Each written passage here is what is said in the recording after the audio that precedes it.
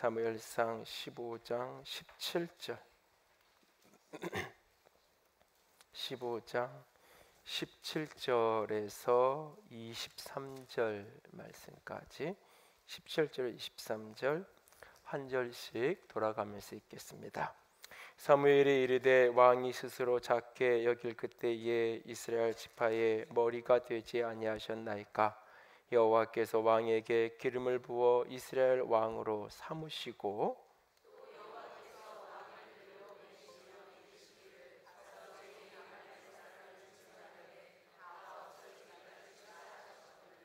어찌하여 왕이 여호와의 목소리를 청정하지 아니하고 탈취하기에만 급하여 여호와께서 악하게 여기시는 일을 행하셨나이까?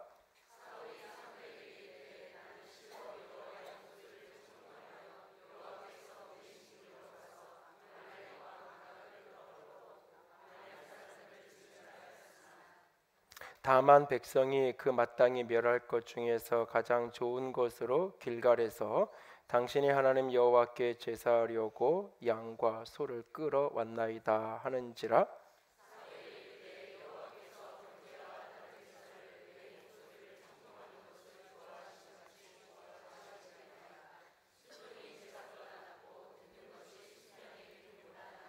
다 함께 읽습니다. 이는 거역하는 것은 점치는 죄와 같고 완고한 것은 사신 우상에게 절하는 죄와 같음이라.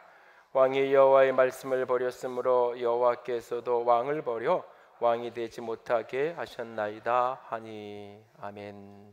기도합니다. 영광의 하나님, 사랑의 하나님, 이 시간 살아계신 주의 음성을 듣기 원합니다. 성령께서 우리 가운데 함께 하시고 주께서 말씀하여 주시옵소서.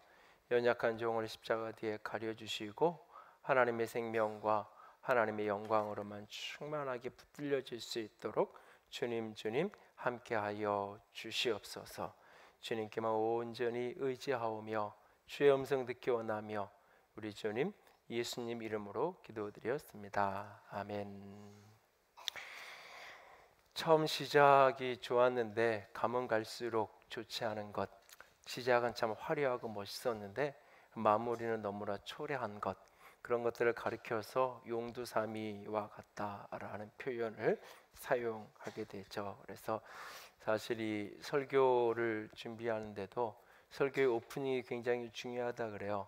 많은 교육학 이론에 보면 현대인들이 이렇게 설교를 이렇게 짧으면 3-40초, 길어야 5분 이내에 내가 이걸 계속 들어야 되는지 그냥 편안히 쉬었다 가야 되는지 어떻게 보면 이렇게 결정을 하고 생각에 마음을 닫기도 하고 열기도 한다 그럽니다. 그래서 오프닝이 굉장히 중요하다고 말하는데 맞는 말입니다. 그러나 사실은 설교의 오프닝보다 더 중요한 것이 있다면 그것은 마지막 마무리를 어떻게 하느냐일 겁니다. 그래서 시작이 반이라는 말도 분명히 있지만 제대로 끝내지 못할 거면 시작하지 않으니만 못하다라고 하는 말도 있죠. 그래서 사실 설교를 준비하면서도 이 내용을 본문 내용 자체를 준비하는 데 들어가는 시간과 에너지보다는 사실은 이 앞부분에 어떻게 시작을 해야 될까, 또 마무리를 특별히 어떻게 해야 될까, 특히 이 마무리 부분에 많은 에너지가 이렇게 쏟아져야 되고 시간이 들어가는 것을 경험하기도 합니다. 인생도 마찬가지입니다.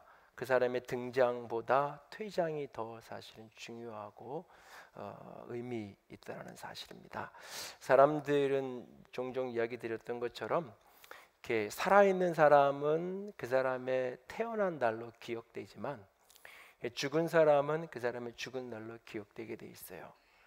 공동체에서도 함께 있는 사람은 그 사람을 처음 만났을 때 그리고 함께 있을 때의 모습으로 그 사람을 기억합니다. 그러나 공동체와 함께하자 떠난 어떤 사람은 마지막 떠날 때의 모습이 어떠했는지 그것을 사람들은 기억하는 것을 보게 됩니다. 그래서 인생은 이 퇴장과 동시에 사람들의 기억 속에 새롭게 그 사람이 등장하게 되는 겁니다. 그래서 우리는 등장을 어떻게 하느냐도 굉장히 중요하지만 그보다 더 중요하게 갖고 가고 준비해야 될 것이 마지막 퇴장을 어떻게 해야 될 것인가. 어떻게 사느냐보다 더 중요한 것은 어떻게 떠날 것인가, 어떻게 죽을 것인가 라고 하는 부분일 겁니다. 저를 위해서 늘 기도해 주시기를 부탁을 드립니다.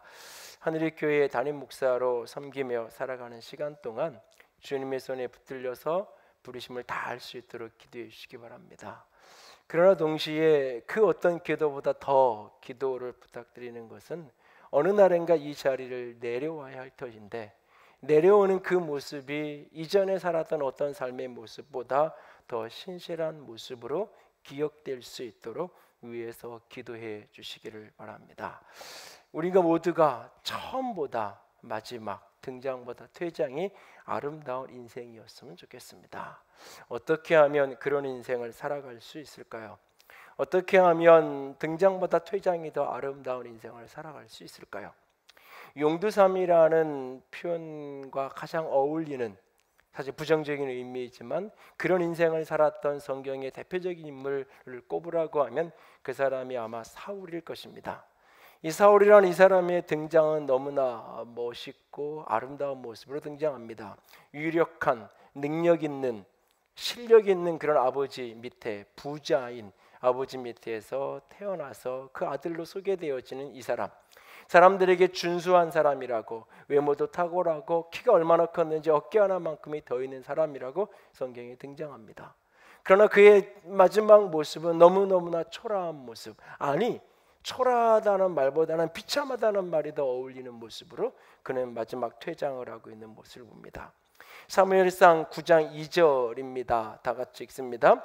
기스에게 아들이 있으니 그의 이름은 사울이요 준수한 소년이라.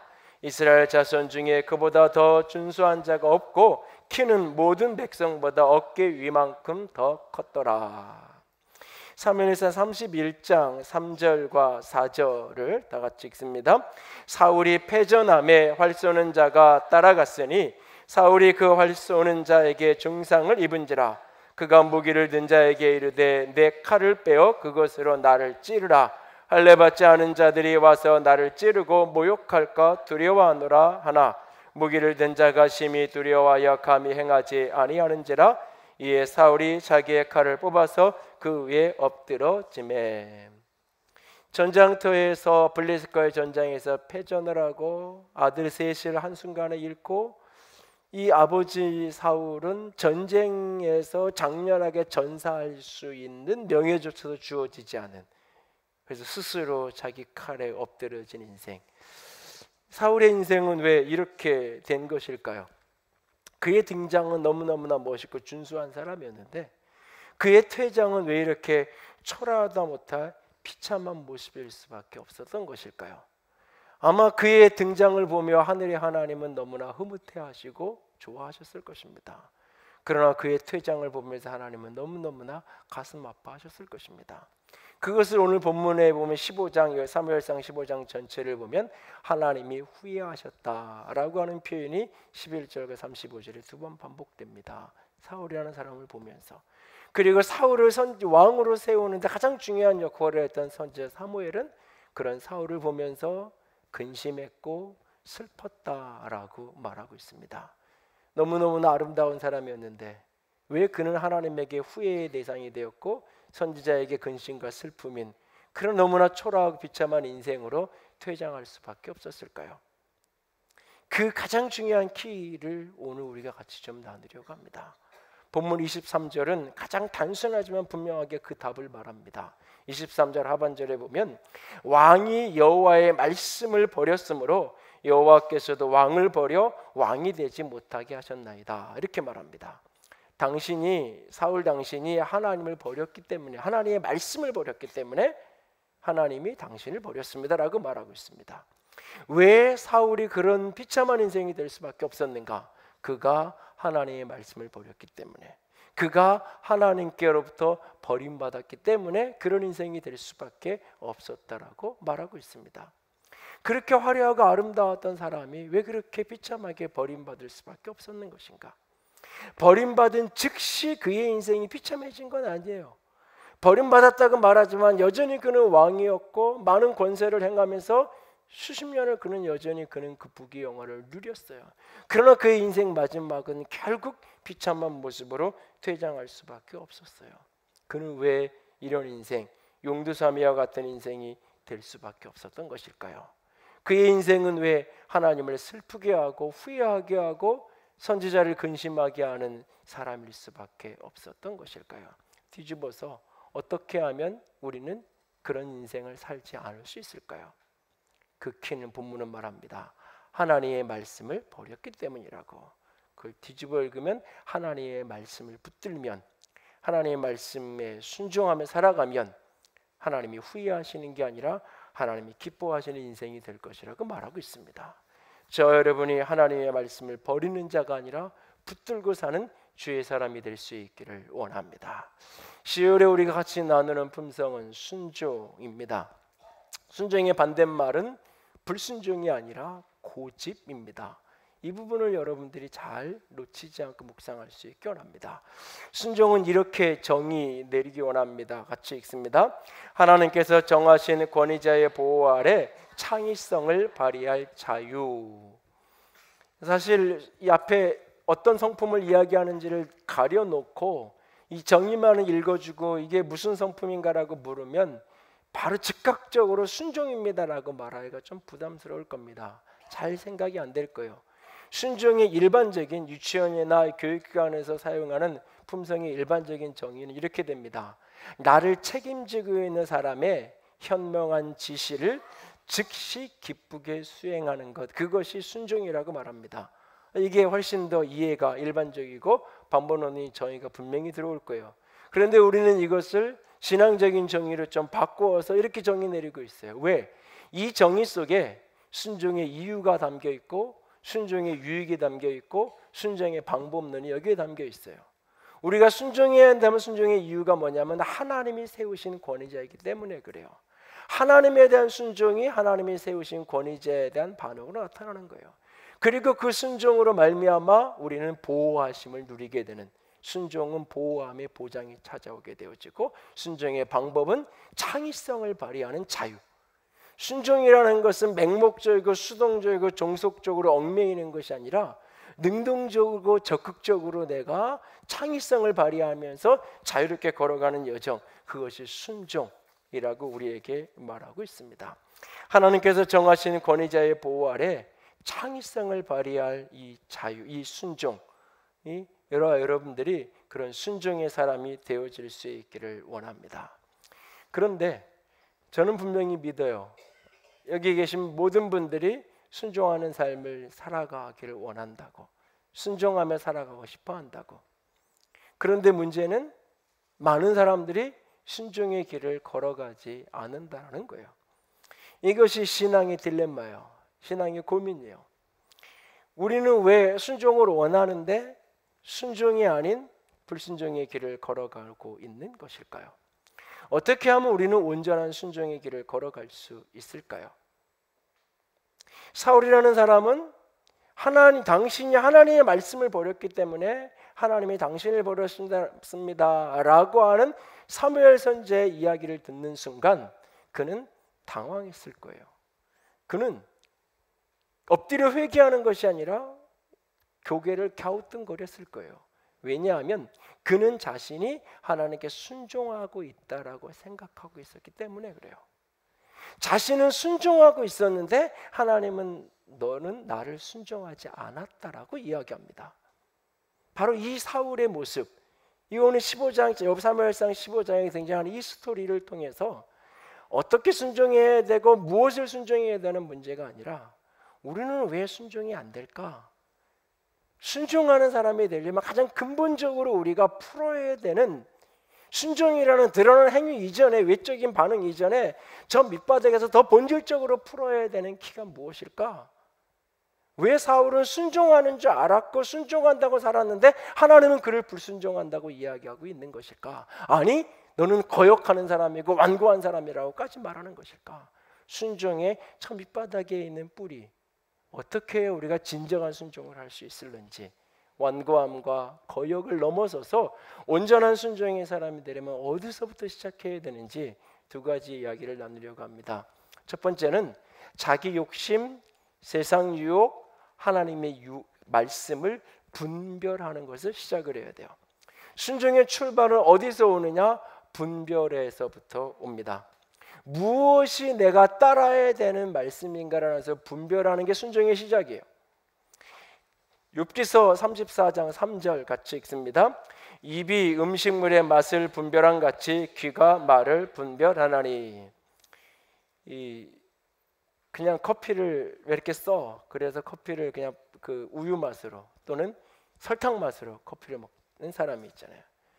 근데 이 커피를 제대로 배우고 핸드드립 커피를 즐기고 이런 사람들의 이야기를 들어보면 새콤한 맛도 있고 고소한 맛도 있고 묵직한 맛도 있고, 이게 저 얘기가 뭔 얘기인가 모르겠다가 한동안 그것을 즐기고 그래서 입이 그것을 느끼고 분별하기 시작하면 아, 그 말이 이 말이었구나 하는 것을 알아지잖아요. 귀가 분별한다고 이야기해요. 귀 있는 자가 들을 귀 있는 자가 복 있다고 성경이 말씀하시는데, 그 들을 귀라고 말할 때 그것을 순종이죠. 순종하는 사람이 복 있는 거라고 얘기하죠. 근데 순종으로 넘어가기 전에 거기 키가 하나 더 있는데 뭐냐면 분별해야 되는 거예요. 이게 순종에 반응을 해야 되는 말씀인지 내가 거절해야 되는 말씀인지를 분별해야 되는 거예요. 본문의 이야기는 이렇게 시작이 돼요. 하나님이 사무엘 선지자를 통해서 사울에게 아말렉과의 전쟁을 명령해요. 그래서 사울이 20만 명의 군대를 소집해서 아말렉 성을 공격하고 아말렉을 완전히 진멸시키는 스토리가 본문의 사건이에요. 이 본문의 시작에 하나님은 이 사울에게 아말렉에 가서 왜 이런 일을 해야 되는지 2절에 설명을 하고 3절에 가서 거기에 있는 모든 사람을 다 죽이라 그래요. 심지어는 젖먹는 아이들까지 다 죽이고 모든 생명 있는 가축을 다 진멸하라고 죽이라고 말씀하세요. 이 부분에 대한 현대 윤리적인 또는 신학적인 해석에 대한 문제는 또 다른 시간이나 자리에서 질문과 답을 좀 나누면 좋겠고요. 어쨌든 하나님이 그렇게 말씀하셨어요. 그리고 그 말씀에 대해서 사울은 군대 20만 명을 소집해서 가서 전쟁을 하게 돼요. 전쟁을 하고 전쟁을 마무리하는데 그때의 모습이 어떻게 마무리되는지를 보세요. 15장 8절과 9절을 올라가 보세요. 여러분 성경 사무엘상 15장 8절과 9절을 찾아보세요. 8절 9절 다 같이 읽습니다. 아말렉 사람의 왕 아각을 사로잡고 칼날로 그의 모든 백성을 진멸하였으되 사울과 백성이 아각과 그의 양과 소의 가장 좋은 것 또는 그가 어린 양과 모든 좋은 것을 남기고 진멸하기를 즐겨 아니하고 가치 없고 하찮은 것은 진멸하니라. 오늘 2절과 3절의 하나님의 말씀과 8절과 9절의 사울의 행동 사이에 두 가지의 긴장관계가 있어요. 이 긴장관계에 대해서 11절 말씀 보세요. 11절 같이 읽습니다. 내가 사울을 왕으로 세운 것을 후회하노니 그가 돌이켜서 나를 따르지 아니하며 내 명령을 행하지 아니하였으니라 하신지라. 사무엘이 근심하여 온 밤을 여호와께 부르짖으니라. 내 명령을 행하지 않았고 나를 그렇게 따르지 않았다. 이게 하나님의 판단이 하나님의 평가예요. 13절 가세요. 사울은 어떻게 평가하고 있는지 13절 읽습니다. 사무엘이 사울에게 이른즉 사울이 그에게 이르되 원하건대 당신은 여호와께 복을 받으소서 내가 여호와의 명령을 행하였나이다 하니. 사무엘이 오니까 내가 여호와의 명령을 행했습니다. 당신은 하나님께 복을 받으십시오라고 이야기해요. 여기에 질문 있습니다. 사울은 자신이 하나님께 온전히 순종하지 않았으면서도 지금 사무엘을 향해서 내가 순종했다라고 하나님 명령을 행했다라고 거짓말하고 있는 자기 자신이 지금 거짓말하고 있다는 것을 알면서도 사무엘을 향해서 그렇게 거짓을 말하고 있는 것일까요?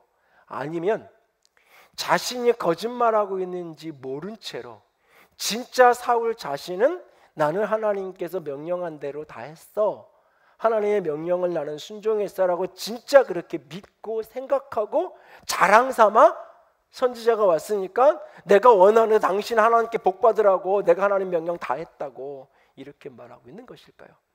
두 가지 해석이 다 가능은 해요. 근데 제가 보기에는 후자의 해석이 더 타당한 것 같아요. 사울은 지금 자신이 하나님의 말씀을 순종하고 있다고 생각하고 있고 그것을 자랑까지 해요. 근데 하나님은 내 말을 듣지 않았다 그러고 너무너무 상심이 돼서 왕으로 세운 걸 후회한다 그러고 그 음성을 들은 선지자는 밤새 근심하면서 하나님과 기도의 씨름을 하고 있는 것을 보게 되어집니다. 나는 순종한다고 생각했는데 여러분은 하나님께 순종하고 있다고 여기는데 하나님은 너 내 말 듣지 않았어 라고 하는 이런 스토리 여러분에게 우리에게 얼마나 있을까요? 본문을 자세히 들여다보면 세 가지 소리가 함께 충돌하며 뒤엉켜 있어요. 14절에 양과 소의 소리, 그리고 24절에 보면 그들의 말이라고 표현되어 있는 백성들의 소리, 그리고 19절, 20절, 21절에 언급되는 여호와의 목소리, 이 세 가지가 뒤엉켜 있어요. 내면에 있는 내 욕심의 소리, 세상의 유혹의 소리, 하나님의 말씀의 소리가 함께 뒤엉켜 있어요. 그래서 무엇이 하나님의 음성이고 무엇이 내 욕심의 소리인지 모르게 뒤엉켜 있어요. 그래서 내 욕심대로 살면서도 하나님께 나는 순종하고 있다고 자기 자신이 속고 있는 거예요. 사울은 자식이 굉장히 강한 사람이에요. 사울은 명예욕이 굉장히 큰 사람이에요. 다른 말로 얘기하면 인정욕구가 과해서 인정 중독이라고 할 만큼 다른 사람의 시선, 다른 사람의 인정에 목숨을 거는 사람이에요. 그래서 12절을 보면 이 사울이 아말렉과 전쟁을 마치고 돌아오는 길에 갈멜에서 뭐 했냐면 자신을 위해서 기념비를 세웠다고 기록하고 있어요. 전쟁에 승전을 하고 돌아오면서 자신을 위해서 기념비를 세우고 있어요. 지금 하나님은 지금 내 말 안 들었다고 지금 후회하고 계시는데 자기는 지금 내가 전쟁에서 이겼다고 자기를 위해서 기념비를 세워요. 그리고 하나님이 뒤에 가서 내가 너를 버렸다라고, 당신이 하나님의 말씀을 버렸기 때문에 하나님이 왕을 버렸습니다라고 말하는 그런 문맥 속에서 사울은 선지자가 가겠다고 하니까 사무엘을 잡으면서 뭐라고 얘기하냐면 본문 30절을 넘어가 보면 내 백성과 장로들 앞에서 이스라엘 앞에서 나를 높이시옵소서라고 말해요. 나를 높여달라고. 내 백성들과 장로들과 이스라엘 사람들 나를 높여달라고. 지금 사람들이 나를 어떻게 보느냐가 중요한 시점이 아니잖아요. 하나님이 나를 버렸다고 이야기하는 그런 상황에서도 나를 높여달라고 이야기하고 있어요. 그만큼 이 사람은 명예욕, 인정욕구가 굉장히 강한 사람이에요. 이것이 백성들의 소유욕과 함께 뒤엉키기 시작해요. 조금 전에 함께 읽었던 9절에 사울왕과 백성이 어린아이들이 젖먹이들이 불쌍하니까 살려준 게 아니에요. 아각 왕만 적의 왕만 수개만 살려준 거. 왜?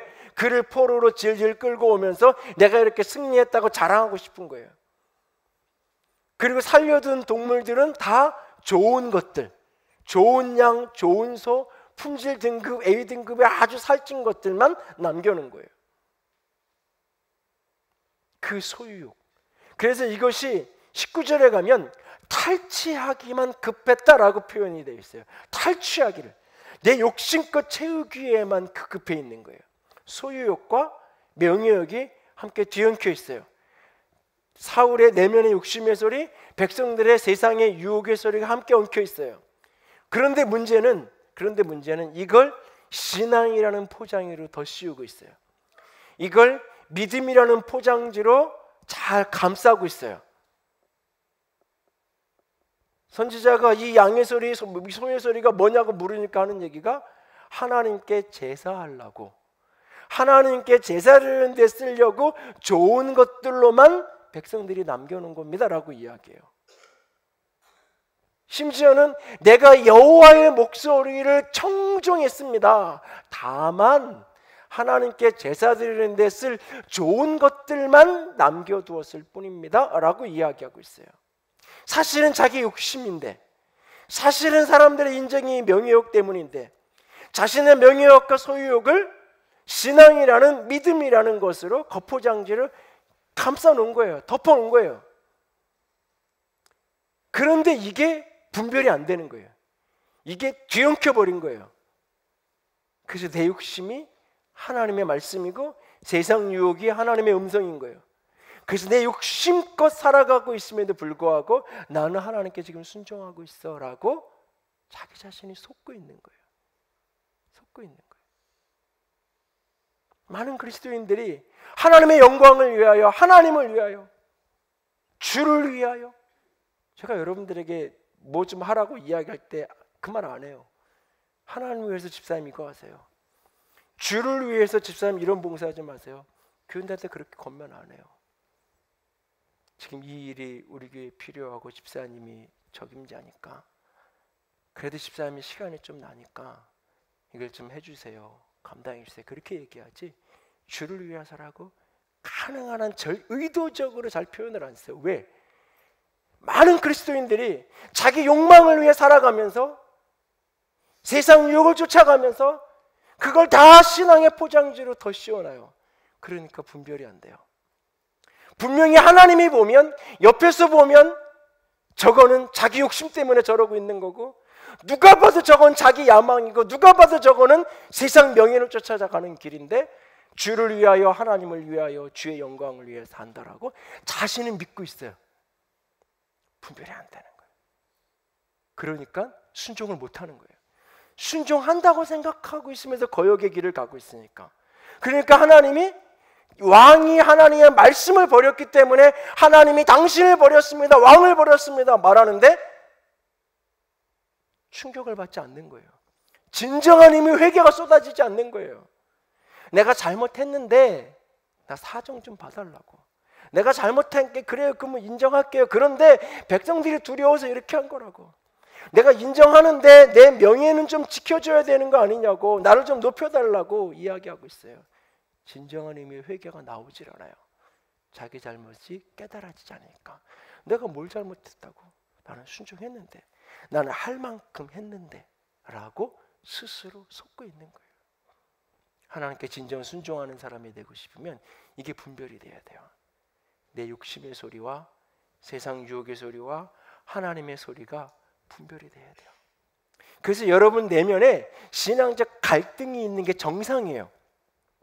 바울이 로마서 7장에서 내 안에 또 다른 내가 있어서 이 수 없는 갈등이 있다라고 고백하는 그 갈등이 있는 신앙인이 정상이에요.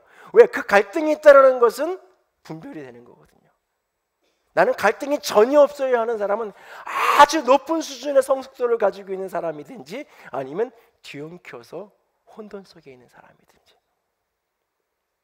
로마서 10장에 이스라엘 백성들이 그랬잖아요. 본문을 보세요. 하나님께 열심히 있는데 하나님의 의를 이루는 게 아니라 자기 의를 이루었다고요. 하나님을 위해 열심히 살았어요. 근데 하나님을 위한 것이 결끝을 이루지 않고 자기 뜻만 이루고 살았어요. 그래서 그리스도인의 삶을 이야기하는 문맥 속에 로마서 12장 2절 분별하라고 바울이 부탁하잖아요. 같이 읽습니다. 너희는 이 세대를 본받지 말고 오직 마음을 새롭게 함으로 변화를 받아 하나님의 선하시고 기뻐하시고 온전하신 뜻이 무엇인지 분별하도록 하라. 히브리서 5장 14절 같이 읽습니다. 단단한 음식은 장성한 자의 것이니 그들은 지각을 사용함으로 연단을 받아 선악을 분별하는 자들이니라. 그럼 어떻게 분별해야 되는데요? 라는 질문이 우리에게 나오죠. 이 질문만 가지고도 때로는 여러 차례 말씀을 더 나눠야 될 거예요. 가장 단순하고 본질적인 한 가지만, 단단한 음식은 장성한 자의 것이요. 단단한 음식, 단단한 말씀을 먹을 줄 알아야 돼요. 장성해야 분별이 되는 거예요. 장성해야 내가 가야 되는지 그렇지 않은지. 여러분, 어린아이는 자기가 필요하면 시와대를 안 가리는 거잖아요. 자기가 배고프면 상황 안 가리고 소리쳐서 울잖아요. 그게 어린아이잖아요. 근데 지금은 좀 참아야 돼, 이게 분별이 되잖아요. 그게 어른이 되는 거잖아요. 단단한 음식을 먹어야 어른이 되는 거예요. 그런데 단단한 음식, 지각을 사용함으로, 하나님이 우리에게 이 지성을 거저 가짜로 준 게 아니에요. 순종하라니까 맹목적인 존재가 되라는 의미가 아니에요. 아무 생각 없이 그냥 목사가 말하면 무조건 예스맨으로 살아가라는 이야기를 하는 게 아니에요. 하나님의 말씀을 지각을 가지고 분별하라는 거예요. 그러기 위해서 연단을 받아야 돼요. 훈련해야 돼요. 끊임없는 과정이 필요한 거예요. 끊임없는. 왜 그리스도인들이 모인 자리에 누구나 다 아는 상식이 통용되지 않을까요? 그리스도인들이 모였는데, 믿음의 사람이라고 사람들이 모였는데, 참 믿음 좋지 않은 사람들이 모였는데 유치원 아이들도 아는 상식이 통하지 않아요. 왜? 이성이 다 사라져버리니까. 이성이 사라져버리니까. 그것을 순종이라고 이야기해요. 아니에요. 그건 성경이 말하는 순종이 아니에요. 여러분들이 분별이 돼야 그 다음에 순종으로 넘어가는 거예요. 그걸 위해서 가장 기본은 말씀에 집중하는 거예요. 피상적인 의미의 표면적으로 등장하는 말씀이 아니라 더 깊은 곳에서 말씀을 내가 곱씹어서, 내가 씹어서 먹어서 삼키는, 목회자가 설교를 하고 성경 공부를 하는 거 잠깐 그거를 위해서 조금을 도와주는, 초기에 어린아이들 같은 유치원 생활 돕는 것처럼 약간을 돕는 것뿐이에요. 내가 단단한 것을 씹어서 먹어서 소화시키는 그 훈련의 과정을 통해서 분별이 돼야 돼요. 내 욕심의 소리와 세상 유혹의 소리와 하나님의 말씀이 분별되어야 순종이 가능해요. 순종하는 사람이고 싶은가요? 그러면 가장 먼저 우리가 구해야 될 은혜가 있다면 분별의 은혜예요. 끊임없이 노력하고 훈련해야 될 것이 있다면 분별을 훈련하는 게 먼저예요. 순종보다 먼저가 분별이에요. 두 번째는 자신의 무지와 세상의 악함, 하나님의 선함이 인정돼야 돼요. 분별했으면 그 다음에 인정해야 돼요. 뭐냐면 나보다 하나님이 지혜롭다는 것, 세상보다 하나님이 선하시다는 게 인정이 돼야 돼요. 그러면 그 다음 단계인 순종이 가능해요. 여러분, 이게 분별이 안 될 때는 차라리 순종이 쉬워요. 왜? 내 욕심하고 하나님의 말씀하고가 뒤엉켜서 내 욕심대로 사는 걸 하나님의 뜻대로 산다라고 스스로 속기 때문에 자기 자신은 편해요. 하나님 보시기엔 안타깝고 옆에서 이렇게 보기에는 참 안타까운데도 불구하고 자기는 편해요. 자기 욕심껏 사는 게 하나님의 뜻대로 산다라고 스스로 착각하고 속으며 살고 있으니까. 근데 어느 날 이게 분별이 되기 시작해요. 내 욕심과 하나님의 말씀이, 하나님의 음성이 이렇게 분별이 되기 시작해요. 여기에 이제 충돌이 다가와요. 내가 원하는 것, 내가 하고 싶은 것, 내가 보기에 좋은 것하고 하나님 보시기에 좋은 것하고가 충돌이 돼요. 그리고 하나님 보시기에 좋은 그게 궁극적으로 내게 선이라는 사실이 충돌이 되기 시작을 해요. 이 속에서 하나님이 나보다 지혜롭고 하나님이 나보다 선하는 것이 중심에서 인정되면 이걸 믿음이라고 표현하기도 해요. 이 인정함, 하나님이 선하시고 하나님이 지혜롭다는 게 인정되면 내가 그 다음에 따름이 되는 거예요. 순종이 되는 거예요. 인정이 안 되면 듣기는 들었는데 따라갈 수는 없는 거예요. 따라갈 수 없는 거예요. 제 아내가 유아교육을 전공했어요. 제가 아마 목사가 되지 않았으면 선생님이 됐을 거라고 이야기를 종종 제가 해요. 우리 아이들 아들 둘을 키웠어요. 막내를 키우면서 그 어린이집을 보내는데 감당이 안 되는 몇 가지들이 발견되는 거예요. 그 무렵에 아이들 4살, 걔 아이가 4살 때 거의 일주일 내지 2주일에 한 번씩 아내가 온감생을 만나서 상담을 했어요. 그리고 물었어요. 그리고 온감쌤이 얘기해주면 그대로 했어요. 전공을 안 한 사람이어서 몰라서 아이들을 키워본 적이 없어서 아니에요. 이 부분엔 저분이 나보다 전문가야. 내가 내 방식대로 하는데 안 돼. 묻고 따라가는 거예요. 그 속에 가장 중요한 게 뭐예요? 인정하니까 내가. 근데 그분을 인정하지 않으면 못 따라가는 거예요. 못 따라가는 거예요. 하나님께 순종을 단계로 넘어가기 전에 분별이 됐으면 그 다음에 거기에 인정함이 필요한 거예요. 오늘 본문을 보면 하나님이 이 사울에게 처음 전쟁을 명령할 때도 어떤 이야기부터 시작이 되냐면 하나님이 당신을 왕으로 기름 부어 세우셨습니다 라는 이야기를 시작이 돼요. 내가 왕된 것은 내가 잘나서가 아니라 하나님이 은혜다라는 것으로 시작이 돼요. 그를 향하여 선지자가 책망하고 꾸중할 때도 바로 거기서 시작. 하나님이 당신을 왕으로 기름 부어서 은혜로 왕으로 세웠는데 여기서부터 시작이 돼요. 내 인생의 출발이 어디서부터 온 거냐면 내 명예와 내 부와 이 성공이 어디서부터 온 거냐면 내가 열심히 노력해서 내가 왕이 된 게 아니에요. 내가 지금 누리고 있는 이 명예가 내 실력 때문이 아니에요. 하나님의 은혜 때문이에요. 그걸 다시 한번 회상시키는 거예요. 하나님이 좋은 분이라는 사실을. 그러면서 너는 지금 완고한 사람이다. 너는 지금 거역하고 있다라고 이야기해요. 내 욕심과 내 야망과 세상 유혹을 신앙이라는 거포장지로 허울적게 씌워서 살아가는 삶, 그것이 거역이고 그것이 악한 것이라고, 완고한 것이라고 주께서 말씀하세요. 그 말씀을 듣고 내가 범죄했다고 회개를 얘기해요. 고백을 해요. 그런데 하나님의 선함을 믿지 않아요. 그러니까 뭐라 그러냐면 나를 높여달라고 얘기하는 거예요. 내가 여기서 잘못했다라고 회개하고 엎드려지면 나는 이제 백성들 앞에 저 하나님의 말씀도 듣지 않는 왕, 그렇게 손가락질을 받으며 내 인생은 이제 나락으로 떨어진다라고 생각하는 거예요. 아니, 지금이라도 돌이키면 하나님이 내게 기회를 주실 거예요.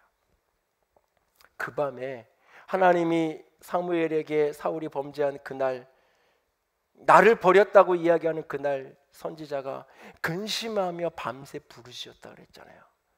선지자가 무슨 기도를 하고 찾아왔을까요? 선지자가 하나님 그것 봐요. 내가 사울 안 된다 그랬잖아요. 바로 그냥 없애버리세요. 이런 기도를 하고 찾아왔을까요? 하나님 그래도 내가 찾아가 볼게요. 내가 권면해 볼게요. 돌이킬 거예요. 그럼 한번 기회 주실 수 있지 않아요? 이런 기도를 밤새 하고 찾아오지 않았을까요?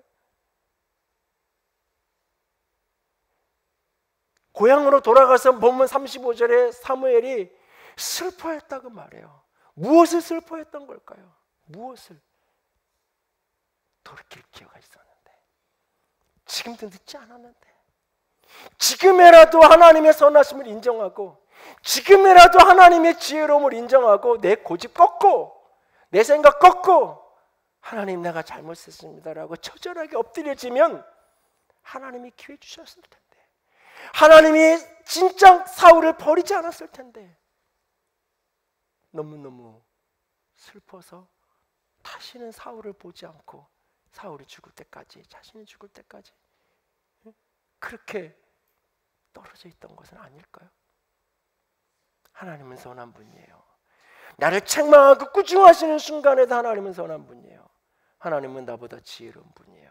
이걸 인정하면 순종으로 갈 수 있어요.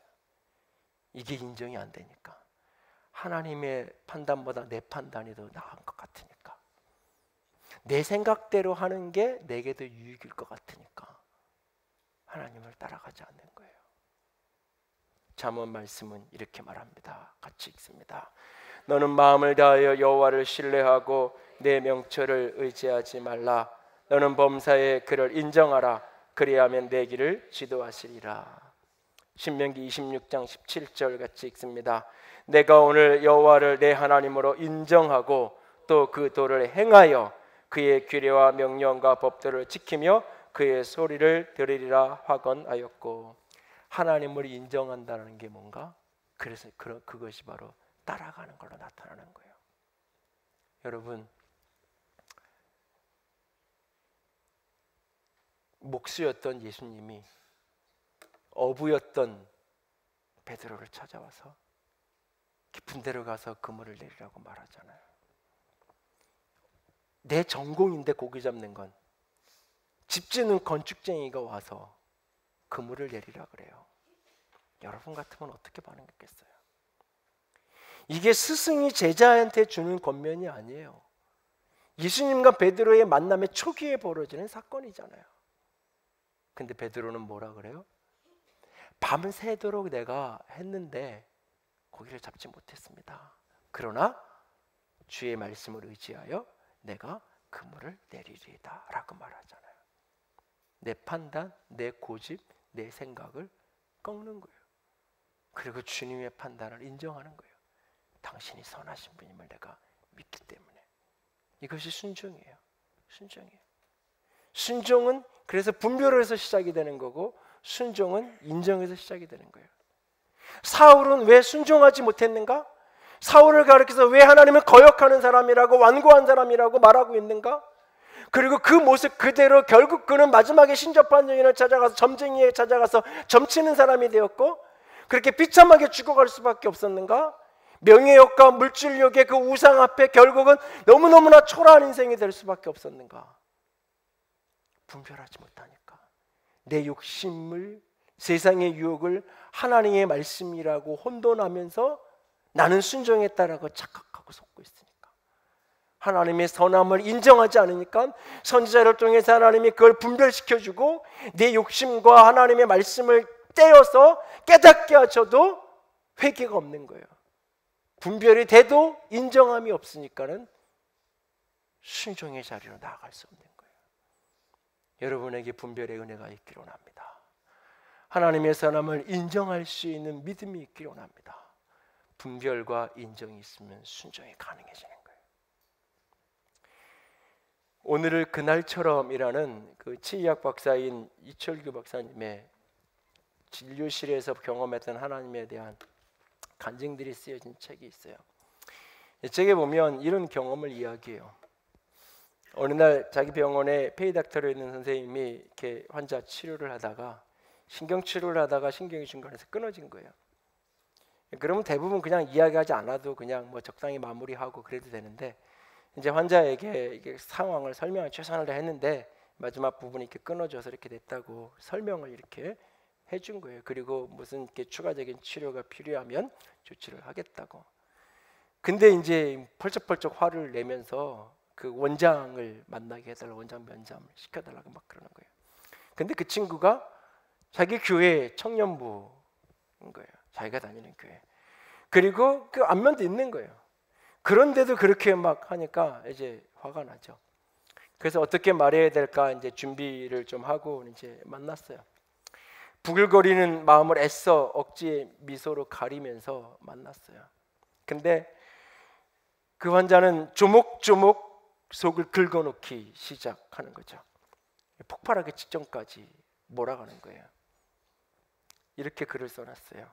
그래, 차라리 참을 게 아니라 막말을 퍼붓고 끝까지 가보자. 다시 얼굴 안 보면 되지. 억지로 참을 필요 있겠는가? 그런 생각까지 이르면서 이렇게 소리치고 화내고 그러고 싶은 거예요. 근데 그 순간 두 존재가 인식되는 거예요. 자기를 보고 있는 두 존재. 한 그 하트의 그림이 마음속에 떠오르는 거예요. 한편에서 자신의 감정에 기름을 쏟아 부으면서 임계점을 넘어가도록 계속해서 자극하고 있는, 이게 싸움으로 번지도록 자극하고 있는 사단의 존재.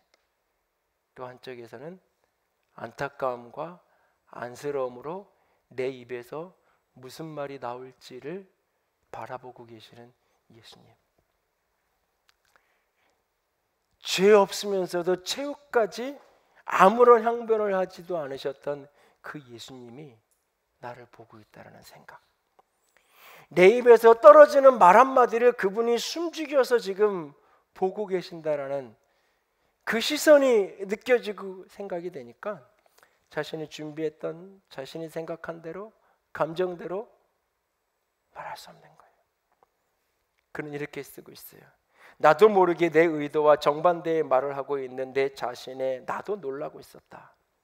얼마나 실망했겠냐. 좋은 치료를 원했는데 잘 안 돼서 우리 마음도 무겁다. 지금 증상이 없지만 내가 앞으로 이 치아를 사용하는데 어려움이 없도록 앞으로도 모든 정성을 다하겠다. 그 치아의 수명이 다하여도 그 책임은 나에게 있다고 생각한다. 그리고 실제로 10년 지나서 문제가 됐다고 와서 임플란트를 새로 해주셨다 그러더라고요. 그런데 그 말을 이렇게 내뱉는 순간 마음속에 또 다른 카트의 그림이 생각이 되는 거예요. 맞은편에서 요란한 소리와 함께 뒤로 벌러덩 자빠지는 사단이 마치 보이는 듯,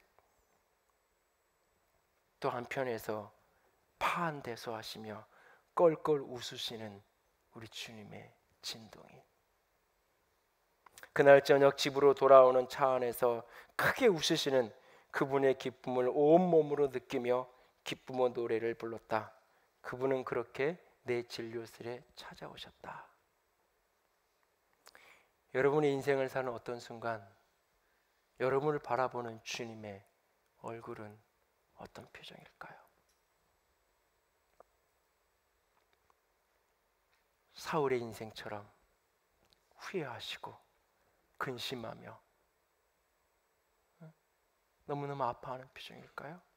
환하게 오는 표정일까요? 순종하는 사람, 분별하고 인정하고 순종의 길을 걸어가는 사람, 주님이 기뻐하실 거예요. 그러나 그렇지 않을 때 주님 후회하시고 근심하고 아파할 거예요. 나는 오늘 어떤 길을 걸어가기 원하나요? 오스기니스의 저항이라는 책에 돌아가신 존 스타트 목사님의 임종 3주 전에 만났던 사건을 인용해요. 병상에서 그 마지막 시간들을 보내고 있는 그분하고 긴 이야기를 나누고 돌아오면서 이렇게 물었다 그래요. 목사님, 제가 무슨 기도를, 어떤 기도를 목사님을 위해서 해드렸으면 좋겠어요. 물으니까 누운 채 기력이 다 소진된 떨리는 음성으로 그는 이렇게 부탁을 했다 그래요. 마지막 숨이 떨어질 때까지 주님께 신실할 수 있도록 나를 위해서 기도해 달라고. 평생을 신실하게 살았던 사람이에요. 근데 마지막 병상에서 하는 그 기도가 마지막 숨이 떨어지는 날까지 하나님 앞에 등장보다 퇴장이 아름다운 저 여러분의 인생이 될 수 있기를 원합니다. 끊임없이 말씀 앞에 분별하십시오. 내 욕심과 세상 유혹과 하나님의 음성, 하나님의 말씀이 분별되어지는 은혜가, 그 지혜가, 그 능력이 여러분에게 있기를 원합니다. 그리고 분별되었다면 하나님의 선하심을 인정하고, 때로는 버거워도, 내가 보기엔 도저히 이해가 안 돼도 믿음의 길을 걸어가십시오. 하나님은 나를 다시 일으켜 세울 것입니다. 하나님은 내 인생을 바라보시면서 흐뭇해하시고 기뻐하시고 그분은 너무너무 행복해 하실 것입니다.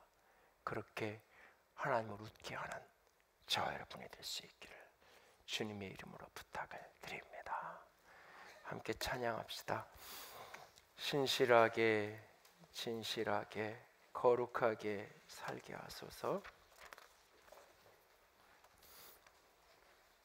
우리의 인생 어떤 순간도 하나님 앞에 늘 신실함으로 살기 원합니다. 순종하며 살 수 있게 해주세요. 그런 소원을 담아서 같이 찬양하며 기도합니다. 신실하게 진실하게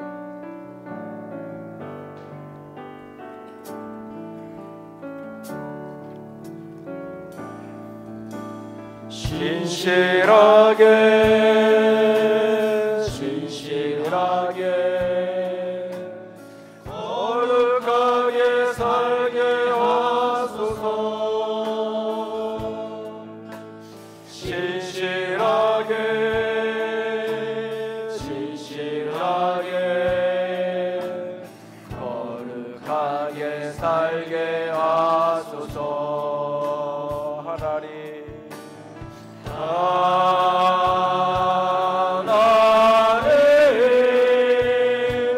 나의 마음 만져주소서.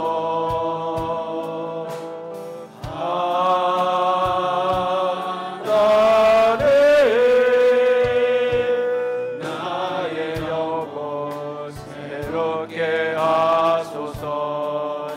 진실하게 진실하게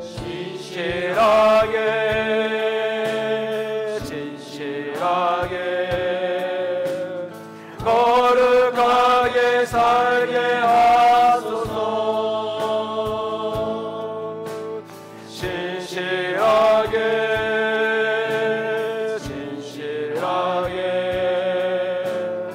거룩하게 살게 하소서.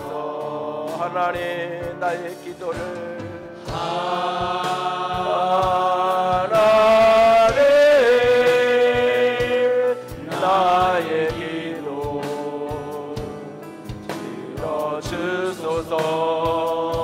하나님, 주의 길로 하나님,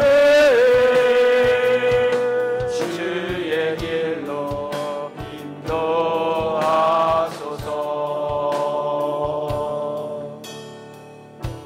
이 시간 기도하며 나아갑니다. 진정 신실하게 거룩하게 살기 원하나요?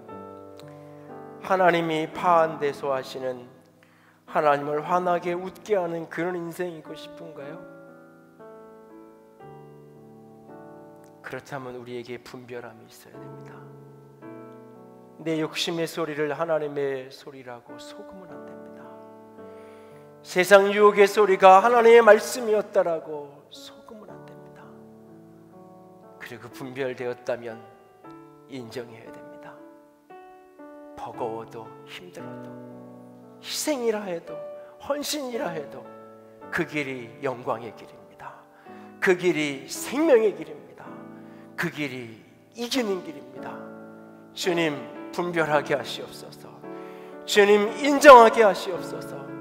그래서 순종하며 사는 진실하게 신실하게 거룩하게 살게 하여 주시옵소서. 같이 기도합니다. 사랑의 하나님, 영광의 하나님, 주님만을 사랑합니다. 아버지 도와주시옵소서. 아버지 도와주시옵소서. 아버지 살게 하소서. 예, 주님, 진정 그렇게 살아가고 싶습니다. 예, 주님, 분별하게 하시옵소서. 내 욕심의 소리에 속지 않게 원합니다. 세상 유혹의 소리에 속지 않게 원합니다. 오직 주의 음성, 주의 말씀의 소리만을 걸어가게 하시옵소서.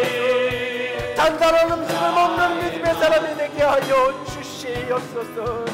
말씀 앞에 온전한 길로 걸어갈 수 있기를 원합니다. 주여 아버지여 도우시옵소서. 아버지의 생명과 아버지의 사랑과 아버지의 거룩함으로 아버지 이름 부어 주시옵소서. 분별하고 인정함으로 순종하기 원합니다. 분별되고 인정되어 순종의 길을 걸어가기 원합니다. 주여 도우시옵소서. 주님 도우시옵소서. 하나님,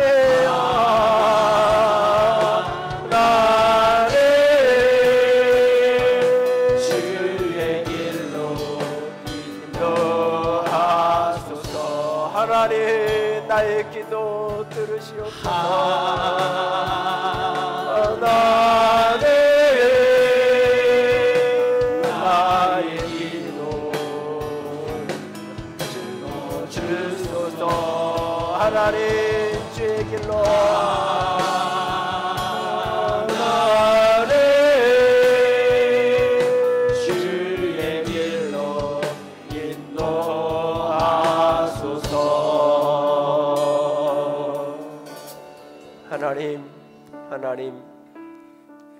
하나님이 후회하고 하나님의 사람이 슬퍼하고 근심하는 인생이 아니라 하나님이 환하게 웃으시는 인생, 등장보다 퇴장이 아름다운 인생, 그런 사람이고 싶습니다.